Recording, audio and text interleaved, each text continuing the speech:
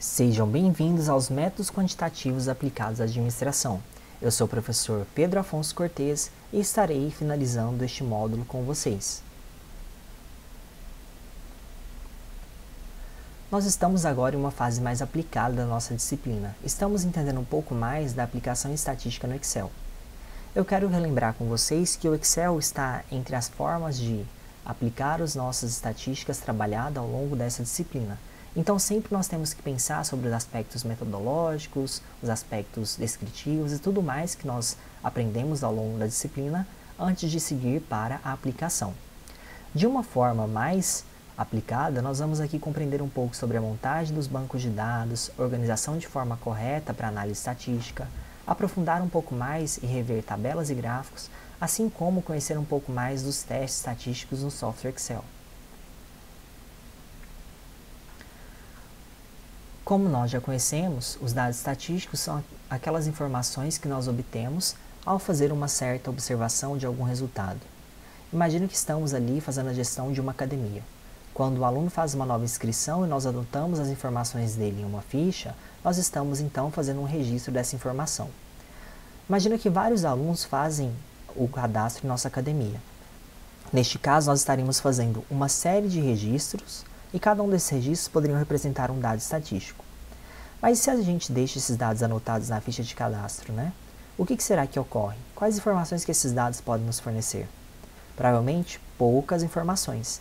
Para compreender mais esses dados, nós teríamos que agrupar esses dados, tabular em dados, em tabelas, para que fosse possível compreender de forma mais ampla o que será que tem na ficha desses alunos. Compreender, então, a ficha de uma forma isolada ou no nosso cadastro não dá a possibilidade de verificar tendência nem fazer comparações.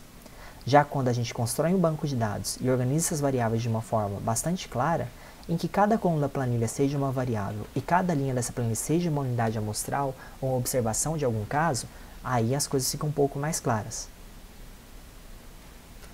Aqui nós temos um exemplo de tabulação de dados. Imagina um setor de qualidade de vida e saúde do trabalhador e que nós então faríamos ali um cadastro, né, dessas fichas. Ou até mesmo você pode considerar esse exemplo como aquelas pessoas da nossa academia, tá bom? Colocaríamos então, para cada coluna, uma variável. As variáveis que nós temos aqui são idade, sexo, peso, altura, histórico de dores e doença. Veja que cada uma delas é uma variável e, portanto, está em uma coluna distinta. Já na linha, nós teríamos os casos. O primeiro caso seria uma pessoa de 32 anos, do sexo masculino, 72 quilos, 1,70 de altura, tem histórico de dores, mas não tem doença. O segundo caso seria, então, na segunda linha, uma pessoa com 18 anos, do sexo feminino, 55 quilos de peso, 1,65 de altura, com histórico de dores e sem doença. Para cada linha teríamos, então, um caso, e para cada coluna teríamos uma variável. Este é o padrão de montagem de dados e planilhas. Só para relembrar e ficar um pouco mais claro, cada observação aqui em vermelho representa uma linha e cada coluna aqui em laranja representa uma variável. Este é o nosso padrão para as planilhas estatísticas. Faça sempre dessa forma. Ocorre que apresentar os dados dessa forma tem uma certa limitação. Os dados assim pode não nos dar muita ideia do que está acontecendo. Imagina que nós tivéssemos ali 100 alunos matriculados ou 1.000 trabalhadores. Seria um pouco difícil olhar para esses dados e ter alguma informação. Quando nós temos dados em quantidade elevada ou queremos resumir, nós fazemos as análises descritivas, que é algo que nós já conversamos em outro momento e vamos aprofundar aqui. As análises descritivas são imprescindíveis para que a gente possa interpretar o nosso resultado. É como se fosse uma divisão da estatística. Da mesma forma que tivemos ali as nossas estatísticas descritivas, as análises descritivas seguem um pouco nessa compreensão de organização e resumo dos dados. Diagramas, gráficos, tabelas, nesse sentido, podem ser geradas para nos dar, então, resumos dos nossos números, por meio de médias, desvio padrão e por aí vai. Para as variáveis quantitativas, como nós já sabemos, podemos calcular medidas de posição como média, moda e mediana, ou medidas de variabilidade, como variância e desvio padrão. E para isso nós usamos o Excel. Se nós temos interesse de criar tabelas no Excel, nós podemos usar as nossas funções. Como já foi apresentado, você tem a opção de utilizar ali pelo menu ou indo até ali na indicação da figura ao diagrama de função. Quando você clica ali então em funções, você vai ter uma série de opções, incluindo as funções estatísticas para implementar. Observe então na figura 1, onde está esse menu, e tente fazer a implementação por aí. Temos aqui algumas funções descritivas fundamentais, como a média, que é aquele valor mais típico. Para isso, faça igual a média, selecione um número, depois o outro, qualquer, enfim, quantidade de casos que você quer manter aí, para tirar a média. A mediana, que seria aquele valor do meio ao dividir dados na metade, para isso coloque igual a média, abre parênteses, o primeiro número, o segundo e assim por diante. Teríamos a moda, que é aquele valor que mais ocorre, o que mais se repete. Para isso no Excel faça igual a modo, o primeiro número, o segundo número e assim por diante. Teríamos também o desvio padrão, que é aquele desvio da média, quanto varia em relação à média. Para isso faça igual desiped.a, abra parênteses, selecione o primeiro, o segundo, feche o parênteses ou aperte Enter. Essas são as funções descritivas do Excel. De um modo mais simples, então, primeiro, clique ali nos botões para abrir a função, selecione a função de interesse, então você poderá implementar a sua função estatística. Caso você não queira fazer isso, você pode digitar automaticamente ali no campo para digitar as funções como está destacado na figura 2. Eventualmente, você também pode fazer isso direto na célula, em que o resultado será apresentado. É importante indicar que onde seu cursor estiver selecionado, será a célula que o resultado será apresentado. Então preste atenção sobre isso para colocar o resultado onde você gostaria mesmo de arquivá-lo. Vamos entender um pouco mais sobre tabelas e gráficos? Aliás, vamos quase que retomar as informações do nosso módulo passado. Aqui temos o exemplo de distribuição de frequência de variáveis qualitativas, que podem ser apresentadas em frequência absoluta ou frequência relativa, que é o percentual. Temos agora um exemplo de distribuição de frequência para variáveis quantitativas discretas. Então temos ali o número de dias que pratica atividade física, a frequência em termos absoluto e a nossa frequência percentual. Temos agora uma distribuição de frequência para variáveis qualitativas por intervalos ou por classe. E aí está então as nossas faixas de altura, os nossos intervalos, a frequência em termos absolutos e a frequência percentual. E temos aqui então a nossa revisão dos intervalos. O símbolo de barra indica que o número está contido no intervalo, onde a barra está presente ao seu lado. Então veja que na primeira imagem ali, no primeiro caso, o A está contido e o B não está. Na segunda, o A não está contido e o B está contido. No terceiro, nós temos que o A e B não estão contidos e que o A e B estão contidos. Vamos conversar um pouquinho agora sobre as tabelas de frequência no Excel.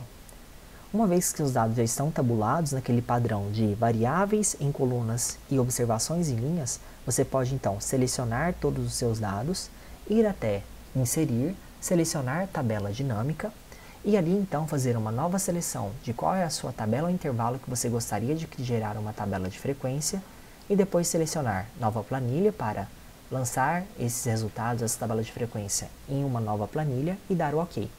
Assim será gerada a sua tabela de frequência. Nós também aqui vamos relembrar como geramos gráficos. Assim como foi exposto na última aula, vá em Inserir, veja ali opções de gráficos, que pode ser equivalente à figura 4 aqui apresentado na aula, ou ter ali gráficos recomendados e outras opções semelhantes. Vai ser muito parecido, experimente aí. Vamos tratar agora sobre os testes estatísticos, paramétricos e não paramétricos no Excel. Nós então já fizemos a primeira etapa ali de análise descritivas, que são próprias da estatística descritiva, e vamos entrar aqui um pouco então nos nossos testes estatísticos, paramétricos e não paramétricos. Esta área tem a ver com a estatística inferencial, ou seja, quando a gente tem uma amostra que é inferir para a população. Para isso nós fazemos os testes estatísticos. A inferência, como nós já sabemos, busca generalizar os resultados de uma amostra para a população, estimar parâmetros desconhecidos, chegar a conclusões para tomar decisões. O Excel nos dá algumas funções e, caso você queira fazer essa ativação dessas funções, veja o fórum da nossa aula passada. Temos aqui então a distribuição para cada um desses testes do F, da normalidade, o quadrado e o T.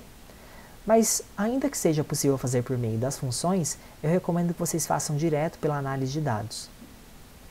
Você pode, então, habilitar as ferramentas de análise de dados para fazer alguns testes paramétricos, como ANOVA, teste Z, teste T, enfim, uma série de testes estarão disponíveis ali. Caso você ainda não tenha habilitado, veja o fórum da nossa aula anterior, caso você esteja fazendo então essa disciplina no período regular, que o fórum da aula anterior ensinou como fazer a habilitação dessa ferramenta de análise de dados no Excel. Feito isso, você então seleciona o teste, seleciona ali o intervalo de entrada dos dados, coloque agrupado por colunas, já que é o nosso padrão de entrada aqui. Caso você selecione a primeira linha ali dos rótulos, ali onde está a formação 1, 2 e 3, deixe marcado isso. Em alfa, selecione 0,05, como já está, que significa até 5 erros em 100 observações. E então o seu teste estará feito. Para interpretar o teste, neste caso aqui é uma ANOVA, vá até a parte que está valor P. Ali em valor P, nós aceitamos até 0,05, ou seja, 0,00, 0,01, 0,02, 0,03, 0,04 e 0,05 demonstra que tem diferença, que então são valores significativos. Aquilo que nós observamos é importante. Neste caso, ali tivemos uma notação científica, é muito abaixo de 0,00. Neste caso, como temos uma notação científica, que é bem parecido com que algum valor ali representado por xx menos e, 10, significa então que tem uma diferença significativa, tá? Então, só retomando, 0,00, 0,01, 0,02, 0,03, 0,04, ou seja, até 0,05 e menores, incluindo a notação científica ali, quando tem o ezinho, né? Tem diferença, é significativo, é importante, eu tenho que olhar com mais cuidado esses fatores. Já 0,06 e maiores não tem diferença, não é significativo, então, portanto, eu posso relevar ou não é algo importante para a minha ciência gerencial neste momento, em função daquilo que eu estou testando. De forma geral, sobre os testes estatísticos, o Excel vai nos auxiliar, então, a fazer, né, essas compreensões, essas amostragens aí com uma possibilidade de inferência, tá? Também vai facilitar, assim, ter uma compreensão do banco de dados, da estatística descritiva, né, fornecendo tabelas e gráficos, medidas de posição como média, moda, mediana, de variabilidade como variância, desvio, padrão, amplitude, seja para variáveis numéricas ou variáveis qualitativas. Estabelecido então essas compreensões, nós chegamos à conclusão do nosso curso. Neste momento, eu gostaria de agradecer pela sua presença e companhia ao longo dos métodos quantitativos aplicados à administração. Se você concluiu este curso nesse momento, eu espero que você seja capaz de conceituar estatística e suas sub-áreas como a descritiva, inferencial e multivariada, descrever as etapas de um estudo estatístico e a metodologia envolvida para validar esse processo. Espero também que você reconheça os principais instrumentos para a coleta de dados direto e indireto em estatística, que você seja capaz de identificar variáveis quantitativas e qualitativas de forma particular, que você possa estimar formas de amostragem e os riscos em pesquisas estatísticas, que você tenha a possibilidade de estruturar bancos de dados no Excel, mas também em outros softwares, porque segue o mesmo padrão, que você consiga, ainda que de forma preliminar, organizar e interpretar tabelas e gráficos e outras estatísticas descritivas, que você reconheça as principais estatísticas descritivas como média, mediana, moda e o desvio padrão, e alguns testes estatísticos, como os paramétricos, que é o teste T e ANOVA, e o não paramétrico Qi quadrado. E, além disso, espero que essa disciplina, como uma disciplina bem introdutória do nosso curso, possa permitir que você tenha uma visão geral da estatística nas ciências gerenciais e possa, com isso, se aprofundar nas análises estatísticas no Excel, em outros programas e até mesmo de forma básica na ciência estatística de forma mais matemática. Agora você tem um repertório que te permite compreender a estatística de uma forma mais próxima e, quem sabe, mais adequada para a sua atuação científica e profissional. Este é o módulo Análise Estatística utilizando o Excel, da autora Freire Silva, e nós nos encontramos no Moodle, onde você tem acesso ao módulo completo. Obrigado por fazer a disciplina, por concluir os seus estudos até aqui, e a gente se vê em breve. Bons estudos, sucesso, até mais. Foi ótimo estar com você até aqui. Tchau, tchau!